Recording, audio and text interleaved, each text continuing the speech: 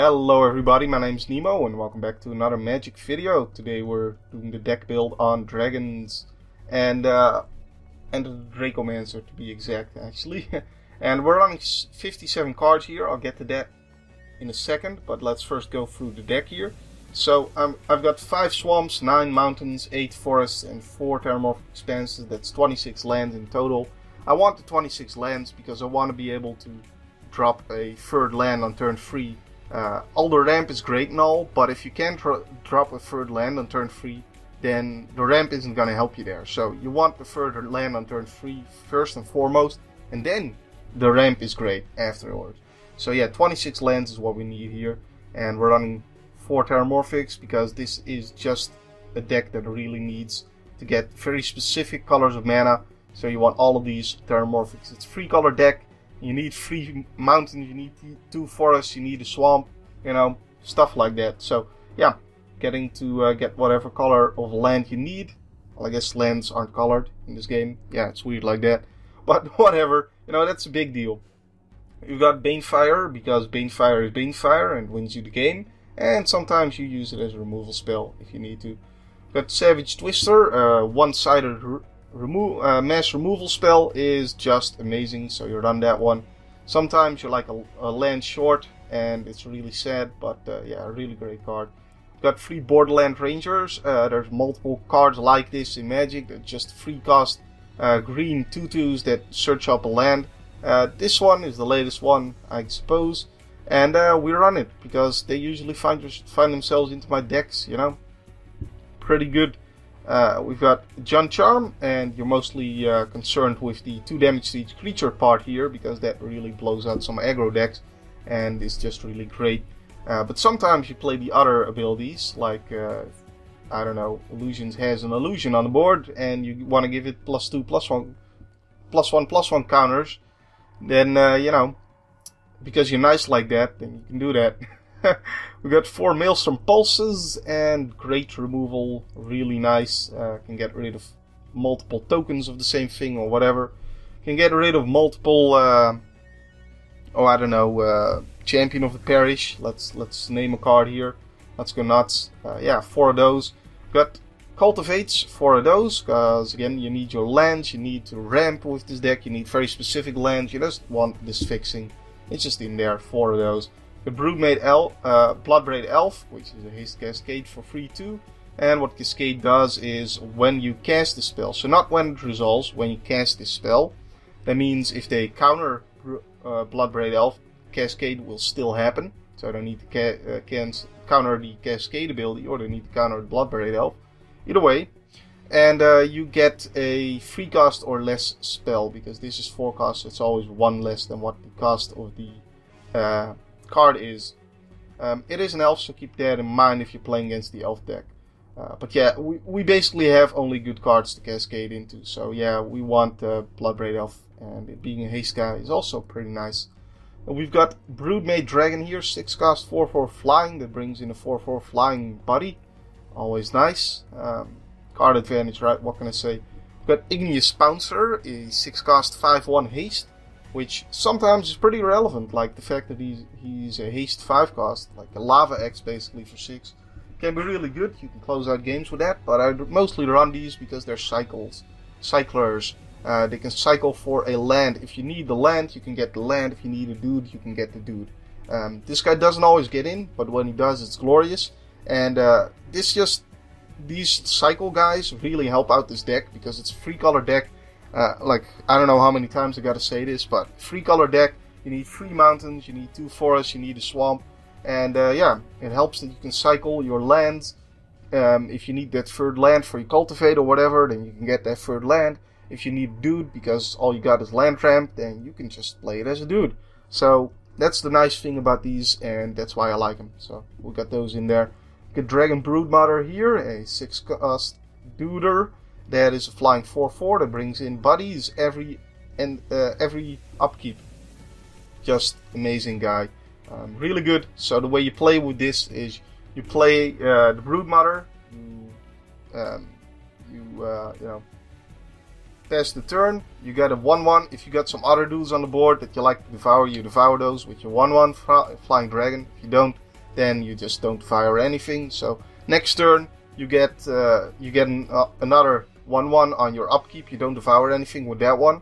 Then you pass the turn again after playing whatever you want to play, and then you get another 1/1 flyer, and then you devour the other two 1/1 flyers, unless the first one devoured stuff, whatever. So that's basically how this one works. You want to be devouring on their upkeep, and because that way the dude will be able to attack next turn and be as big as it could be. If you devour on your upkeep with your dude, then that dude still has summoning sickness, so you could be getting a bigger Drake if you devour on their upkeep. So that's the way that works. That's the way that cookie crumbles. We've got Dragon Lair Spider, 6 cost 5/6 reach, always nice. And whenever an opponent casts a spell, you get a 1/1 free dude. Free dudes are cool, right? This dude can block Baneslayer, which is not irrelevant for this deck because you got a lot of dragons, and Baneslayer has protection from dragons, so having something that can block it is nice. But mostly it's just a good card. Like, it's a really nice card to have. And usually this is the first big guy I play, so most of the time it just gets dealt with because I play this into their removal because I wanted to remove this and not remove like Dragon Broodmother or something. So I haven't really seen it in action that much outside of just soaking up those removal spells for me, but it's a really good card.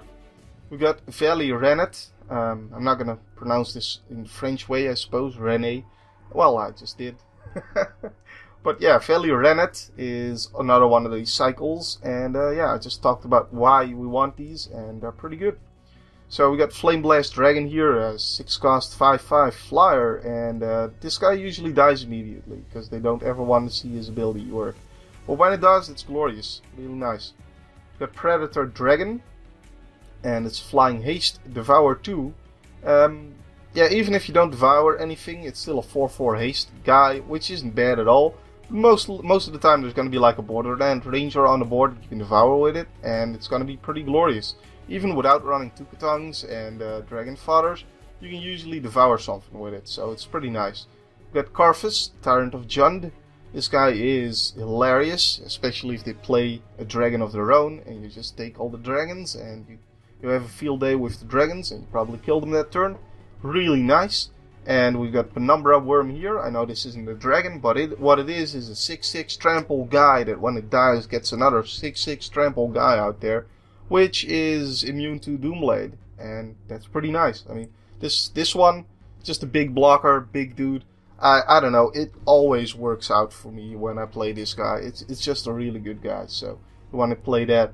And my favorite card of this deck, Form of the Dragon, which gets you out of pretty much any tight situation, unless like they're playing the I don't know, Sigil of the Empty Throne, and they got a billion angels out there. This thing isn't gonna cut it. But let's be honest, what is gonna cut it against that? Otherwise, like this card just, I don't know, it just works. It just works. Of course, you don't want to play it against like a burn deck like Dodge and Burn or Firewave, but other than that, this usually works even against decks with a lot of flyers. Because if they don't have lethal to kill you, then you don't have to aim the 5 damage at their face. You can just kill their flyers with that and be safe, you know. And your health resets every turn, so usually as long as they don't untap and kill you when you play this, it's gonna work, and it's gonna be like ridiculous because they can't do anything about it. It's just such a good card, and some decks really can't do anything about it. So, yay! Great card, best card in the deck, in fact. We've got Hellkite Overlord here. It's an 8 cost and Flying Trample Haste. Wow, that's a lot of abilities right there. 8/8 and Fire Breathing and Regenerate. Well, I've hardly ever seen Regenerate be, you know, interesting for me, because either they're gonna draw the removal spell on their turn, and I usually don't have 10 mana to keep up Regenerate mana for this dude. So either they draw a removal spell or they die next turn. But I guess it's nice that it has Regenerate. But yeah, just a great finisher right there. And I usually, it's not that big of an issue that it's 8 mana. I can usually get there. So we've got these cards over here, which that's the thing about this deck is basically we've got 57 playables, and we gotta find some extra cards to fill it up with. That's why I'm running 57 right here. So I want to just go through some cards that could be played in this deck to help it out. Tukadang Valid is never a bad choice. It is a little bit awkward when you get a Tukadang Valid out of Bloodbraid Elf, and you need it to ramp or Maelstrom Pulse or whatever that turn. Other than that, it is a decent card. It usually won't fail you, and worst case scenario, you can devour it or something. Well, I guess worst case scenario, it doesn't do anything, but it's also great against Dodge and Burn because they need to kill it twice, because they need to keep the board clear at all times. But this deck is pretty good against Dodge and Burn anyway, unless you get stuck on land or something early on, and then they get to remand you a couple of times. Other than that, this deck usually not a big problem playing against Dodge and Burn, unless you play your Form of the Dragon against that deck. That is not something you want to do. But yeah, Tukadang Valid is a pretty decent choice. We've got Dragon Breath. I don't recommend running this one. If you play it on an early drop, they're probably not going to care. If you play it on a later drop, like, you usually won't have the mana open to give you Dude Haste. I guess if you're top decking a Dude and you've got Dragon Breath in hand, but if that's the case, like, you would rather have had a Dude earlier instead of having the Dragon Breath in hand, right? So, whatever. Dragon Fangs, basically the same story. I dislike this one a little bit more than Dragon Breath, because at least this thing gives Fire Breathing and all that, and Haste, which is a lot better than giving you a Flyer's Trample. We've got Artifact Mutation, which I guess could be interesting. I mean, if they play an Artifact, this is great. But, I mean, you don't really need to have removal for Artifacts, because you got Maelstrom Pulse, which just deals with anything that isn't hexproof.